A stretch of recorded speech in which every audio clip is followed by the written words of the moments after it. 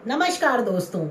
अगर आपके पैर के अंगूठे पर इस पॉइंट पे या इस जॉइंट पर पेन रहता है, स्वेलिंग रहती है या उसकी वजह से आपको रेडनेस रहती है, तो ये क्यों होता है, आज हम इस वीडियो में यही जानेंगे।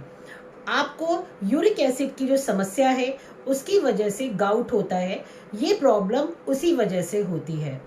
तो जिन लोगों को यूरिक एसिड की वजह से गाउट की समस्या है या यूरिक एसिड की प्रॉब्लम है, इस वीडियो में हमारे साथ शुरू से अंत तक बने रहिए। इसकी वजह से हमारे हाथों की जो उंगलियां होती हैं, उनके जो छोटी छोटी जॉइंट्स होते हैं, या कह सकते हैं कि पैरों की भी जो उंगलियां होती हैं, उनके जो जॉइंट्स होते हैं, ये प्रॉब्लम वहां से पहले शुरू होती है और उसके बाद बड़े जॉइंट्स जैसे आपके रिस्ट जॉइंट, नी जॉइंट्स, इस तरह में बढ़ते हुए समस्या शुरू हो जाती है। सो फ्रेंड्स, यूरिक एसिड की जो प्रॉब्लम होती है वो कब होती है और किस वजह से होती है, आज इस वीडियो में मैं आपको ऐसे कुछ इजी होम टिप्स बताऊंगी और साथ में कुछ ऐसी एक्सरसाइजेस बताऊंगी जिनको आप रेगुलर वे में करते रहेंगे तो आप इस प्रॉब्लम से छुटकारा पा सकते हैं। फ्रेंड्स, सबसे पहले जो आज मेरी वीडियोस में पहली बार आए हैं, मेरे चैनल को सब्सक्राइब कर लें और साइड में बेल आइकन को प्रेस कर लें ताकि आपको ऐसी इंपॉर्टेंट वीडियोस मिलती रहें और उसका नोटिफिकेशन आपके पास आ जाए। तो जैसा कि मैंने आपको पहले भी बताया कि गाउटी अटैक में आपको सबसे पहले जो ये प्रॉब्लम शुरू होती है वो आपकी फिंगर्स, यानी कि जो हाथों की जो छोटे छोटे फिंगर्स के पॉइंट्स होते हैं, ये वहां से शुरू होती है। इसी तरह से ये पैरों के जो जॉइंट्स होते हैं आपकी फिंगर्स के, वहां पर भी ये प्रॉब्लम देखने को मिलती है शुरुआती दौर में। फिर वो बढ़ते बढ़ते आपके बड़े जॉइंट्स यानी कि एल्बो, नी जॉइंट्स एंड आपका एंकल जॉइंट्स, इस तरह के जो जॉइंट्स हैं उस पे अटैक होता है। तो पेन इतना ज्यादा होता है, इतना सीवियर पेन होता है कि जब आप रात को सोते हैं और सोने के टाइम पे अगर आपका पैर आपकी चादर में थोड़ा सा भी घिस जाता है या लग जाता है तो वो बहुत ही ज्यादा नॉन टॉलरेबल पेन होता है, जिसकी वजह से वहां पर जो सूजन है और रेडनेस है, ये इसका मेन सिम्टम होता है। आपके पैर के अंगूठे में जो इनिशियल आपका सिम्टम होता है वो पैर के अंगूठे में ही देखा जाता है और यहाँ पर आपको रेडनेस, स्वेलिंग और धीरे धीरे पेन बहुत ज्यादा बढ़ता जाता है। जब बहुत ज्यादा एक्यूट पेन हो जाता है तो कभी कभी ये 2 से 3 या 4 दिन या 1 हफ्ता भी ले सकता है ये पेन। तो शुरुआत में ये आपके पैर के अंगूठे में ही प्रॉब्लम होती है, वो धीरे धीरे बढ़ते बढ़ते आपके बड़े जॉइंट्स में ये प्रॉब्लम हो जाती है। तो आपको जब पेन बहुत ज्यादा हो रहा है, एक्यूट पेन हो रहा है, तो उसमें आपको सिंपल होम टिप्स में बताऊंगी जो आपको इनिशियल कंडीशन में स्टार्ट करनी है। सबसे पहले आपको ये दर्द इतना ज्यादा हो रहा है तो पहले आपको वहां पर ये पॉइंट याद रखना है कि वहां पर गर्म सेक बिल्कुल भी नहीं देनी है, यानी कि आपको कोई भी गर्म सिकाई नहीं करनी है। आपको वहां पर ठंडी सिकाई करनी है, जैसे कि आपको आइसिंग करनी है। आइसिंग में आप अपने घर में आइस क्यूब्स को किसी एक छोटे से पॉलिथीन में करके सेक कर सकते हैं, या मार्केट में आपके आइस पैक्स भी अवेलेबल हैं, आप उनको लेकर के आइसिंग कर सकते हैं। तो पॉइंट सबसे मस्ट ये है कि आपको आइसिंग शुरू में करनी है, आपको गर्म सेक नहीं देनी है, क्योंकि आइसिंग करने से आपको जो है स्वेलिंग, रेडनेस जो आपकी वहां पर हो रही है वो कम हो जाएगी, और अगर आप गर्म सिकाई देंगे तो वहां पर रेडनेस और ये आपकी स्वेलिंग बढ़ सकती है। तो सबसे पहले आइसिंग आप करेंगे। आइसिंग आप दिन में 2 से 3 बार जब भी आप फ्री हैं वहां पर उस पॉइंट पे आइसिंग कर सकते हैं, इससे आपको कोई भी लॉस नहीं होगा। तो ये आपका फर्स्ट होम टिप है जो आपको बहुत जरूरी है, आइसिंग देना। जब आपकी वहां पर रेडनेस कम हो जाएगी, स्वेलिंग कम हो जाएगी आइसिंग करने के बाद, तब उसके बाद आपका सेकेंड फेज आता है। सेकेंड फेज में कुछ होम टिप्स, एक्सरसाइजेज हैं जिनको आपको करना है।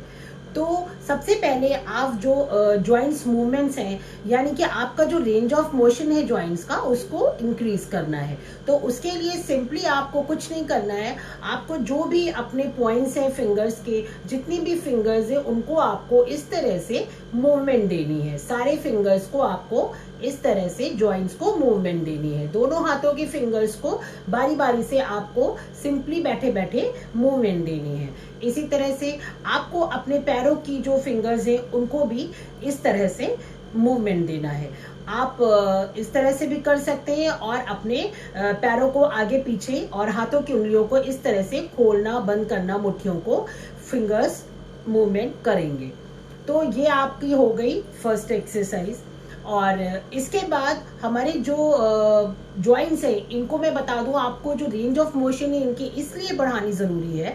फ्लेक्शन एंड एक्सटेंशन एक्सरसाइज को करना इसलिए बहुत मस्ट है क्योंकि जब ये आपका यूरिक एसिड का जो क्रिस्टल है, जब वो जॉइंट्स में बहुत ज्यादा जमा होने लगता है, कलेक्ट होने लगता है, तो वहां पर आपका गाउटी आर्थराइटिस का भी प्रॉब्लम शुरू हो जाता है।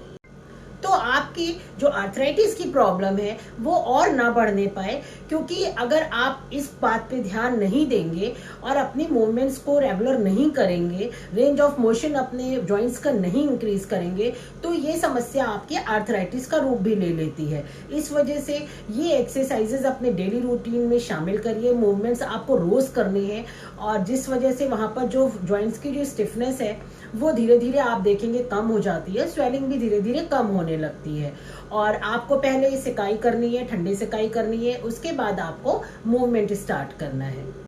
नाउ सेकेंड एक्सरसाइज में आपको इस तरह से जेल बॉल लेनी है। ये आपको मार्केट में इजीली अवेलेबल हो जाती है, या इसकी जगह अगर आपके पास स्माइली बॉल होगी तो उसको भी यूज में ला सकते हैं।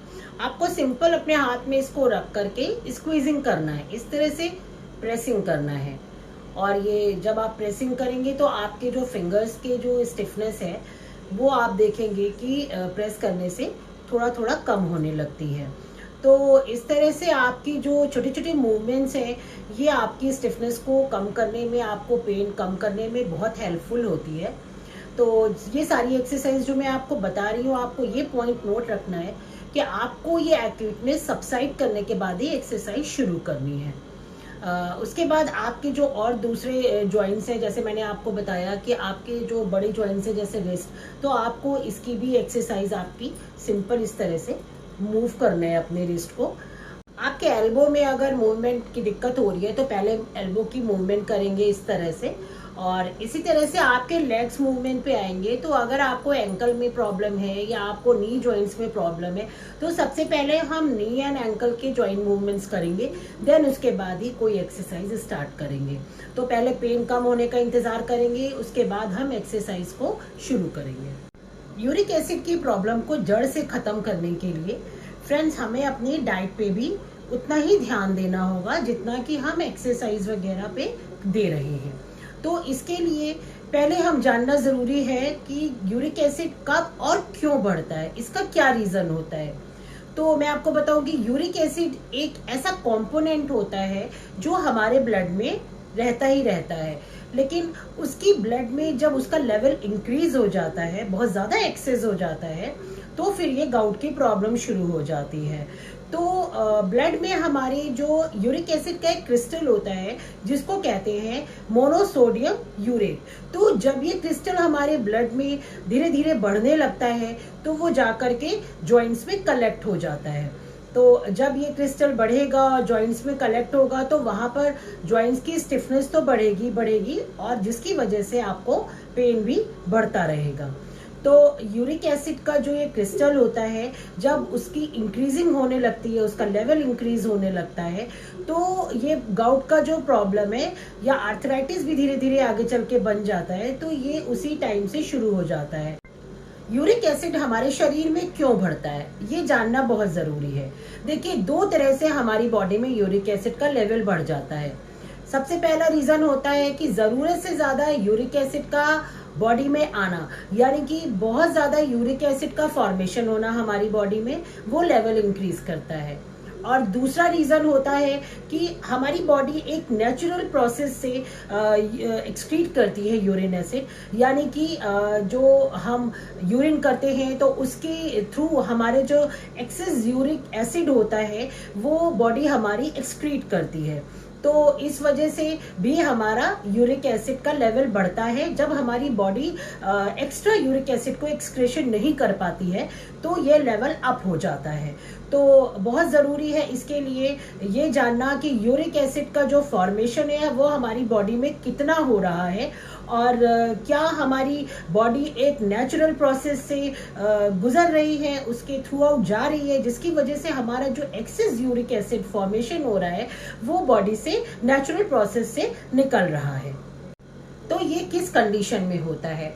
इसकी एक वजह ये भी होती है कि हमारी डाइट बहुत ही अनकॉमन सी हो जाती है। बीच बीच में हम बहुत ही ऐसा ऑयली फूड खाने लगते हैं जिस पे हमारा ध्यान ही नहीं जाता है। तो उतना ही हमें अपनी डाइट फूड पे भी ध्यान रखना होगा।